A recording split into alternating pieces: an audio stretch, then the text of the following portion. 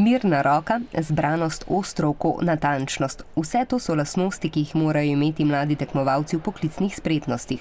Tudi 12 predstavnikov Slovenije, ki so se merili v 10 panogah. To tekmovanje mi zelo veliko pomeni. Nanga sem se pripravljala celo leto oziroma že več let. Je 18 ur efektivnega dela, pač tako fizično zelo naporno.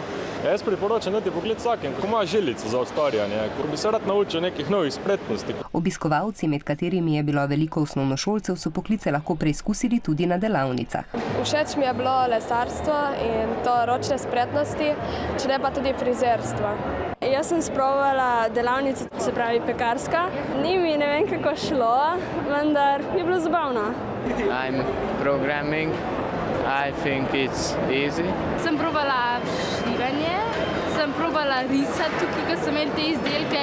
Je bilo zanimivo, ampak jaz sem svoj poklic že zbran. Čeprav sem poskusila vse možno, kar je možno, ni drugega kot zakirska šola. Trenutno v Sloveniji primanjkuje kamnosekov, mehatronikov, operaterjev, slaščičarjev in delavcev v nekaterih drugih poklicih. Mladim, ki se izobražujejo v teh smereh, so na voljo posebne štipendije za deficitarne poklice. Tako namreč imenujemo tiste, ki jih je premalo. Se mi zdi pomembno, da grem tja, kaj mi dela zabavo in kaj mi je všeč.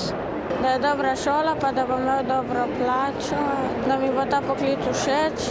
Prireditev Euroskills ponuja tudi priložnosti za mreženje in spoznavanje delodajalcev, še posebej za tiste, ki so se odrezali najbolje. Slovenija!